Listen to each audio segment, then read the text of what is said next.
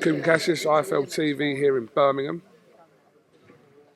All right. I was listening to someone over there. Yeah, go on. Very, very difficult night for Galal Yafai. Not a great start for him either in that Well, I night. think that was one of the problems. I mean, I just didn't think he really looked himself tonight. You know, came out to the ring very quickly on the ring walk, and who knows? I mean, it was the worst 20 seconds you could ever have at the start of the fight. Got buzzed badly. You know, really legs were all over the place in the first round. I thought that the toughness that he showed was quite remarkable during the whole fight. I mean, the last 3 rounds were a little bit hard to watch because I don't think there was a way back at that point. And you know, after the start, probably had him winning 1 or 2 rounds in the first 5, and then after that it was just complete one-way traffic. And I thought Rodriguez was unbelievable. I mean, I said during the week, I said to Galal today, I said, these guys, you know, you got to understand they've got different kind of desire. And he just wouldn't be denied in there tonight. And you can't fight at that level like that. You know, you can't fight a Mexican like Rodriguez at his own game. You can't stand, you can't trade with your chin in the air. You've got to use angles, you've got to invest in the body. The guy's been the distance with Nakatani, Taraji, Ioka. He's got a granite chin. You can't just be trading up with him. You've got to be smart in there. But the problem was the start just completely scrambled the senses, scrambled the game plan. And, you know, like I said, I thought he showed incredible heart, but got beat by a world-class fighter tonight. Hindsight's a wonderful thing, but was it too soon, really, or not? Maybe. I mean, I think when you're 32 and you've won an Olympic medal and you've beaten a lot of those guys in the top 15, obviously he did what he did to Sonny Edwards. I know that, you know, Sonny, we know now, didn't quite have that same desire, but he still was #1 with a Ring magazine at the time. Like, there aren't many other things to do down at flyweight. What are you going to do? You're going to, you're just going to fight another guy in the top 15. He's done that about 6 times. So let's be right. Rodriguez is a guy that hasn't beaten the elite. He's a world-class fighter, but he gets beat by very good fighters. And it's our opinion that Galal Yafai is a very good fighter. Tonight, maybe it was a mixture of him not being good enough on the night and the quality and the relentlessness of Rodriguez, who just didn't stop. I mean, he just weren't going to be denied tonight. And it was an enthralling fight. It was a great night of boxing. Brilliant card. But for Galal, he just fell short at world level tonight. Was there an argument that the towel could have come in at any point or not? It's difficult, you know. I mean, Rob knows Galal Yafai better than anyone. You know, I just felt the last 3 rounds, it was, in 7, 8 and 9, like it was just like, is there a way? You know, he still had a little bit of sharpness in his punches, and that just evaporated a little bit in 9, 10, 11 and 12. And obviously got dropped heavy in 12. And I looked over at Rob, he had the towel ready to go. But Galal held well during the fight. It was smart, but you know, after 6 rounds, I think both of them had thrown well over 1,000 punches to combine, and it was just like Rodriguez just didn't stop. It was impressive to watch. Let's run through some of the other fights on the card quickly. The Conor Walker story goes on and on. Eggington, is that realistic? Could happen? Conor's just unbelievable to watch. I mean, I got blood all over me, all over the white trousers, and he is just amazing to watch. And I love the story. He's such a nice bloke. Like every time we pay him, I'm just so happy. And, you know, I think he deserves that big opportunity. And, you know, Sam keeps saying about Saudi. And, you know, he's the kind of fighter that's going to give you heart on the sleeve, all action, every single time. And I thought it was a great performance. Liam Taylor's a good fighter. And it was nip and tuck after 6 rounds. And he stopped him in the 7th. I thought Peter McGrail boxed well. Baluta's horrible. Horrible handful. He just waits for you to throw, and then he just unloads with you. And, you know, don't forget that that's now McGrail made the fight with Dennis McCann. You know, McCann had to pull out. Made the fight with Shabazz Massoud. Shabazz had to pull out. 2 massive fights. He beat Reece Edwards at late notice, up at 2 divisions up. Beat Baluta at 4 weeks' notice, who's horrible. Who's beaten 2 of his stuff. Like, McGrail deserves a big fight now, and he's a world-class fighter. Pat Brown is just a big, horrible grizzly bear with a load of ability. He's going to be a real problem. But I'd struggle now to not think he would beat every domestic cruiserweight on the scene. He's had 2 fights. We've got to do it right with him.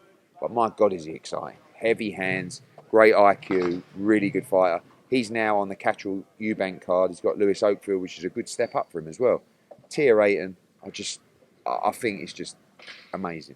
You know, I mean, look, you got a daughter, right, like me.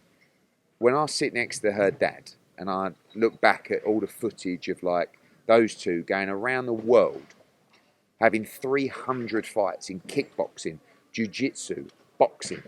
Like, she just doesn't, she's not only 18. Yeah, well, this was 9 and 10. And like, she comes across like, she's quite shy. And see her on a ring walk, and she gets in the ring, and after she's battered that girl in the first round, she looks at her dad, she's like, yeah. And I'm like, you're actually crazy, right? And she was going to fight Beck Connolly tonight, right? Who, is a real credit to the sport, but has been stopped and has a lot of losses. That girl's like 3-7, but she beat Ruth Huntley on her debut, the Queensbury prospect. She's fought some world-class fighters and gone the distance all the time. She's never been close to getting stopped. She got absolutely battered. And you don't see women fighters dropping people like that, especially 18-year-olds.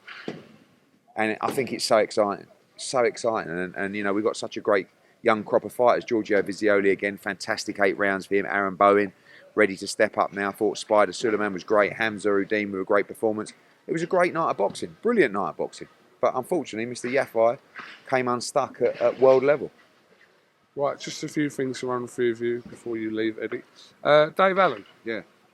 So he said that he'd asked for Lenroy Thomas. Should have seen some of the names. Lovejoy. Andres Warchek. You just told him to fuck off. Yeah, but I'm going, Dave, you're headlining Sheffield Arena.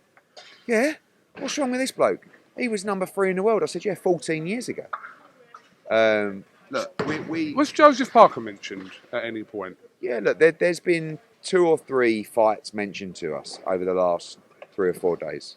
It's been our plan, potentially, for Dave Allen to fight TKV for the British heavyweight title. I think it's an amazing fight. Yeah. Sheffield Arena, I think it'll be brilliant if Dave could win the British heavyweight title. Yeah. But we are in discussions with 2 or 3 top 10 heavyweights in the world that could give Dave 5 or 6 on sweets rather than the one that he just got from the Johnny Fisher fight, right? So we have to look at that. Part of me wants Dave to go on this run, beat TKV, go on, defend the British title, fight for the European title, But then obviously Dave's saying, well, if you get me that one of them guys, I'm taking it. If the money's right, I'm taking it. So Dave is, it's just a mad turn of events, isn't it, really? And he's become a big star. Like, I know that he'd sell out Sheffield Arena for TKV for the British heavyweight title, and that's what I quite like to do. But obviously, if a world-class opportunity presents itself, then yeah, why not? So you can't confirm if Parker is one of them names or not? He might be. He might be. Is there any truth in this Anderson and Joshua? No, absolutely not. No. The truth is that when we had a chat with Turki Al-Sheikh, there was 6 heavyweights that were discussed, and he was one of them. There's not been any negotiations, any offers, nothing. Are we anywhere near Ben Eubank now the fixtures are out? Yes. Is it going to be later than end of September? It could be. That's down to His Excellency, who is speaking to the venues, and he will make his decision, I would think, in the next week. Okay. Did you see Maurizio Sullivan's comments? I did. I messaged him. Did you actually? Yeah. Can you give us a little bit more context? I said, he's not happy with me about my comments about Bivol Benavides, right? And actually, some of my facts around my comments around that, I actually got wrong. But it still remains that he goaded Dimitri Bivol publicly, talking about the offers that were made to him, to the public, in my opinion, almost like trying to put the pressure on. And I don't think that's the job of a governing body. And that was my comments. He wrote to me asking me to retract those comments, of which I denied. So he's got the ump. Now I give my opinion about Manny Pacquiao. I don't think there's anyone who can possibly agree with a governing body inserting a fighter into the top 5 who hasn't boxed in 5 years. Now listen, it's the game, yeah? But if Maurizio Sullivan wants to accuse me of double standards when he runs a governing body, please pull the other one. And I love Maurizio, but I just messaged him because I was going back to him on his email about my comments, and I just messaged him. I said, I saw your comments. What did he say? I'm embarrassing. I've got got a big mouth. True. The second one's true. And I've got double standards. I mean, and I just replied and I said, you called me all these things. I said, and the last one, being double standards, I find particularly ironic. So I've got a good idea. Why don't we just leave it there and move on? Otherwise, we're going to be going backwards and forwards. I'm not going to lie to you. Yeah? The reason that Manny Pacquiao has been inserted into the rankings is to make a big fight that will generate sanction fees. And I'm sure give a legend an opportunity to fight for a world title. If it was someone that weren't going to generate money or no one was interested. He's quite open about it. It's because it is Pacquiao that he's getting that shot. And it's a big fight with big sanction fees. Fine. We'll just say that. Everyone would respect it much more. This is what the answer should be. Yeah, at the end of the day, Pacquiao's a big name. It's a big fight. There's a load of money in it, aka a lot of sanction fees. We'll put him in the rankings. I get it. It's the game. I'll probably do the same. But don't try and justify it you can't. He hasn't boxed for 5 years. I don't even want to disrespect Manny Pacquiao because he's a lovely fella. So I'm not even going to go into what I think about the fight or his ability. But I'm also, when I get asked these questions, I'm just not going to pussyfoot around it and say something to make Maurizio happy if I don't agree with it. I can't do that. I go, oh, yes, what do you think about Manny Pacquiao going in the world rankings? Oh, yes, I can really see the justification behind that. No, I can't. I think it's ridiculous. I'm sorry. And I'd say it to Maurizio to his face, so it's not like I'm being two-faced. But he called me embarrassing, loudmouth, and I got double standards. Big mouth. I mean, that's strong words from the president of a governing body. But me and Maurizio, some days we get on, some days we don't. Last one. Yeah. With Joshua, are you waiting for Usyk to blow up before making a decision? Really, no. Imminent then? I mean, I don't think there'll be a decision before July 19, but we're not waiting for it. Ben Wicker was here. Did you have a chat? Yeah, we signed him on a 4-fight deal. No, mate. Yeah, no, I don't know what's happening. I don't know what's happening. I didn't, obviously, as far as I know, he's under contract, so I don't interfere with contracts. If he became a free agent, I was actually looking at Ben Whittaker thinking, we could do some massive things. But, I believe he's under contract, and until he's a free agent, there won't be any conversations, obviously. Have you got anything else you'd like to add before we finish? No, get ready for Manchester. Castro against Eubank. The Warrior Code. Thank you. Look forward to it.